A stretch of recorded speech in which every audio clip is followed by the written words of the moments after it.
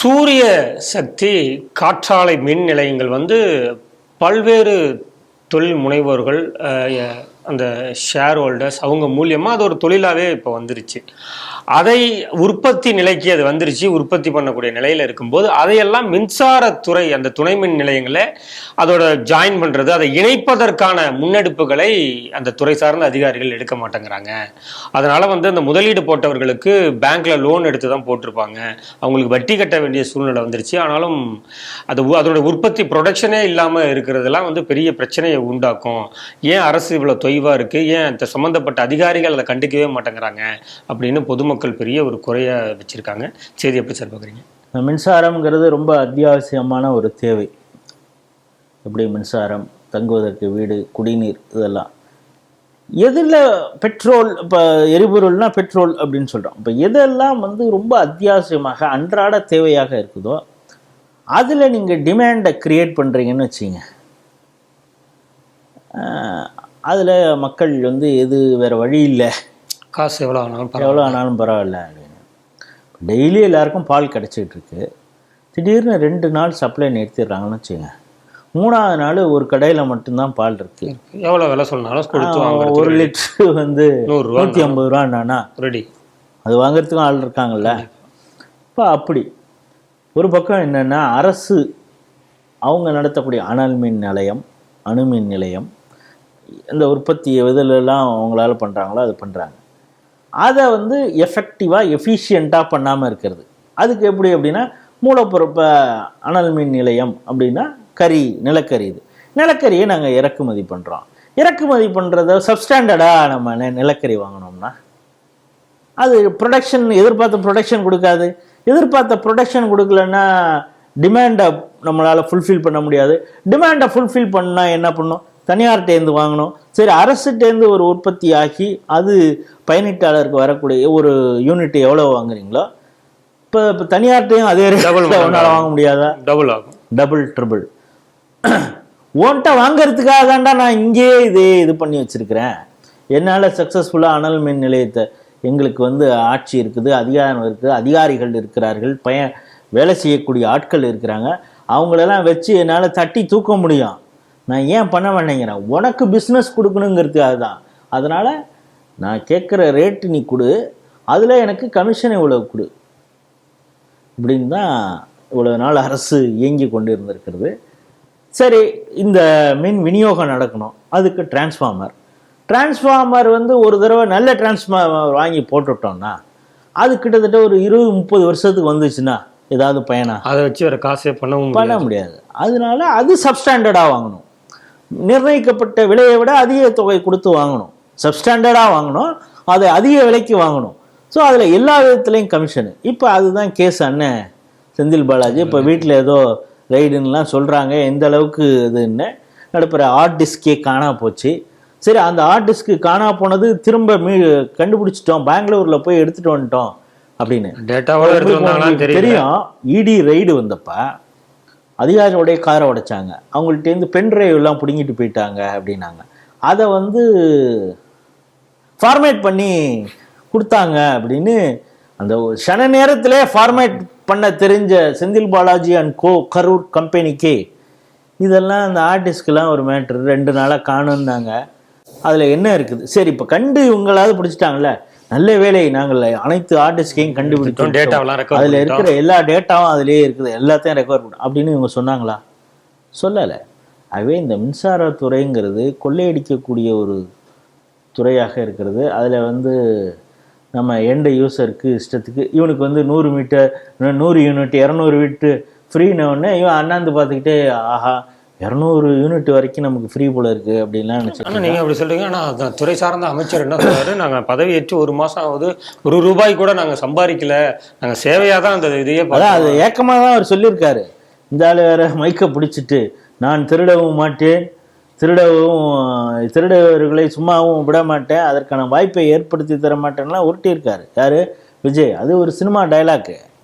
அவருக்கு வேணால் தேவைப்படாமல் இருக்கலாம், அவர் கோடிகளில் சம்பாரிச்சவர் சினிமாவில்.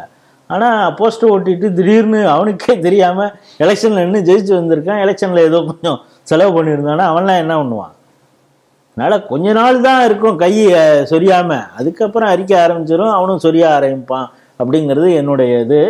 இப்போ என்னென்னா 736.50 மெகாவாட் திறன் கொண்ட தனியார் மின் நிலையங்களுக்கு வந்து 226 நிறுவனங்கள் இருக்கிறது.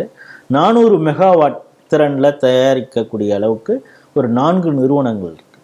இப்போ இவங்கெல்லாம் எல்லாம் ரெடி டு யூஸ் அப்படி இருக்குது. ஆனால் இதை வந்து துணை மின் நிலையங்களோட சேர்க்கணும், அந்த கிரிட்டோட சேர்க்கணும். ஐயா அதெல்லாம் பார்த்துக்கணும் அப்படின்னு அவங்க என்ன சொல்கிறாங்க, மத்திய அரசு புது சட்டம் வந்திருக்குது, இதெல்லாம் இருந்தால் தாங்க எல்லாருக்கும் நாங்கள் சப்ளை பண்ண முடியும், அவங்க கொடுத்த மானியம் இதெல்லாம் வச்சு இனிமேல் ரெனியூவல் எனர்ஜி தான் சோர்ஸு, அனல் மினியம் அணு நிலையம் அதுக்கும் போராட்டம் அங்கங்கே பண்ணி இனிமேல் அந்த எக்ஸ்டென்ஷனே பண்ண விட மாட்டாங்க. இப்போ ரெனியூவல் எனர்ஜின்னு சொன்னாங்க தான் இந்த பிஸ்னஸில் குதிச்சோம், நீ இதை சேக மாட்ட அப்படின்னா நாங்கள் இவ்வளோ முதலீடு பண்ணிட்டு உட்காந்துருக்கோமே, எங்களை நம்பி நீங்கள் சொல்கிற மாதிரி பல ஷேர் ஹோல்டர்ஸ் போட்டிருக்காங்க, இப்போ அவனுக்குலாம் நாங்கள் என்ன பதில் சொல்கிறது? அதுக்கு வட்டி எல்லாருமே அப்படியே கை காசு அப்படியே எடுத்து போட்டிருப்பான், அந்த வட்டி அதெல்லாம் இப்போ சும்மா ஒரு டெத்து இதில் இருக்குது அப்படின்னு ராகுல் சொல்கிறது மாதிரி டெட் எக்கானமி அது மாதிரி டெட் இன்வெஸ்ட்மெண்ட்டாக இருக்குது அப்படின்னு கேட்குறாங்க. இந்த காலதாமதம் இவங்க உடனே இப்போ அதிகாரிகள் புதுசாக ஒரு யோக்கியம் இல்லை அதில் இருக்கிறவங்களாம் இதை வந்து மத்திய அரசுடைய கிரைட்டீரியாவில் இவங்க இதெல்லாம் தொடங்கியிருக்கிறாங்களா அப்படின்னு. ஏண்டா அவன் தொடங்குறப்ப நீ அதை பார்க்காம நீ என்ன அப்ரூவல் கொடுத்த? ஒருத்தவங்க இஷ்டத்துக்கு ஒரு இடத்துல வந்து சோலார் பேனலை அமைக்கிறதோ இல்லை விண்ட் எனர்ஜிக்கு அங்கே எங்கே போஸ்ட் பண்ணால் நீ அப்படியே கேட்டுக்கிட்டு பார்த்துட்டு இருந்திருப்பியா? அது என்ன பண்ண போகிறான் என்னங்கிறது அதுக்கான அப்ரூவல் அத்தாரிட்டி அதெல்லாம். இப்போ என்ன மத்திய அரசோட நார்ம்ஸோட இவங்க இருக்காங்களாங்கிறத அதுக்கு ஒரு குழு அமைக்கணும், அந்த குழு போய் இன்ஸ்பெக்ட் பண்ணணும், அந்த இன்ஸ்பெக்ட் பண்ண குழு வச்சு நாங்கள் ஒரு முடிவு பண்ணோம், அதுதான் இந்த காலதாமதம் ஆகுது அப்படின்னா அவனுக்கு கட்டிங் கொடுத்துட்ட. இப்போ புது கவர்மெண்ட்டு வந்திருக்குது, கவர்மெண்ட்டில் இருக்கக்கூடிய நீங்கள் சொல்கிறது மாதிரி மினிஸ்டர் கூட வாங்காமல் இருக்கலாம், அதிகாரிகளால் அப்படிலாம் இருக்க முடியாது. அவ்வளவு நான் தான் சொல்கிறேனே, இந்திய அரசியல்வாதிகளில் நீங்கள் வந்து கடைந்தெடுத்த அயோக்கியன் யாராவது ஒருத்தவன்னு நீங்கள் சொன்னீங்கன்னா இவர் தாங்க உள்ளதுலேயே மோசமான அரசியல்வாதி அப்படின்னா கூட அவர்கிட்ட ஒரு 10% ஈவு இறக்கம் இருக்கும். என்ன இருந்தாலும் நம்ம தொகுதிக்காரன் நமக்காக ஓட்டெலாம் போட்டிருக்கான், எப்படி மின்னல் மாதிரி வேலை பார்த்துருக்கான், எவ்வளோ போஸ்ட் ஓட்டியிருப்பான், அனௌன்ஸ் இப்போ மைக்கை பிடிச்சிட்டு பேசுனான், அவனுக்கு ஐயோ மற்றவன்ட்ட 50,000 ரூபா காசு 5 லட்ச ரூபா வாங்கி ஒரு வேலை போட்டு வந்தான், இவன்ட்ட ஒரு 2 லட்சமாவது வாங்கிட்டு குடியா அப்படின்னு ஒரு இறக்கப்பட்டு, அதுவும் கூட 3 லட்சம் அதை குறைச்சிட்டு 2 லட்சத்துக்காக கொடுக்கணும் அப்படின்னாவது அவன் நினைப்பான். ஆனால் அதிகாரிகள் அப்படியெல்லாம் அவ்வளவு ஒரு தாராளமயமானலாம் அவங்களுக்கு இருக்காது, பெரிய மனசெல்லாம் கிடையாது.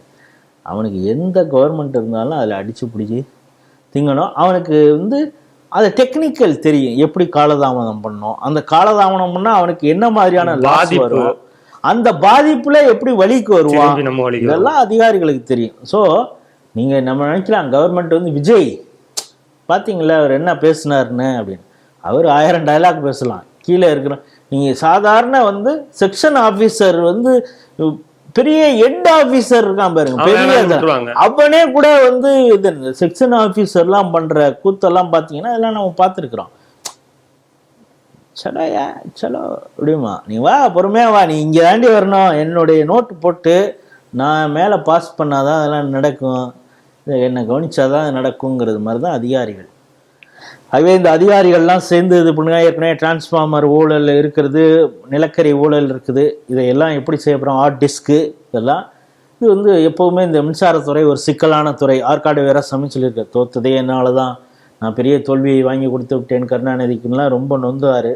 இப்போவே பல இடங்களில் கரண்ட் இருக்க மாட்டாங்க இருக்கு. இந்த நேரத்தில் நீங்கள் இந்த வேலையும் பண்ணலன்னா மிகப்பெரிய அளவில் இது பாதிப்பு ஏற்படுத்தும். விஜய்க்கு கெட்ட பேர் போய் சேர்க்கறதுக்கான எல்லா வேலையும் நடந்துட்டு இருக்கு. நேர்மையாக இருக்க போறோன்னு காட்டுறதுக்காக இந்த, ஏன்னா அவங்கள்ட்ட வந்து முறைகேடாக இது பண்ணியிருக்காங்க, லஞ்சம் வாங்கிட்டு பல அப்ரூவல் கொடுத்துருக்காங்க அப்படின்னு எஸ்டாப்ளிஷ் பண்ணுறதுக்காக இந்த காலதாமதமா, இல்லை அவனுக்கு கொடுத்துட்டா எனக்கும் கண்டிங் கொடுத்தாதான் வேலை நடக்கும்னு அதிகாரிகள் இப்படி செயல்படுறாங்களா அப்படிங்கிறத இன்னும் சில நாட்கள் போய் இதில் யாராவது விசில் ப்ளோயர் அறப்போர் இயக்கம் மாதிரி யாராவது இதில் வந்து உள்ளே பூந்து விசாரித்தாங்கன்னா உண்மை தெரியும் அப்படிங்கிறது தான் நம்முடைய செய்தி.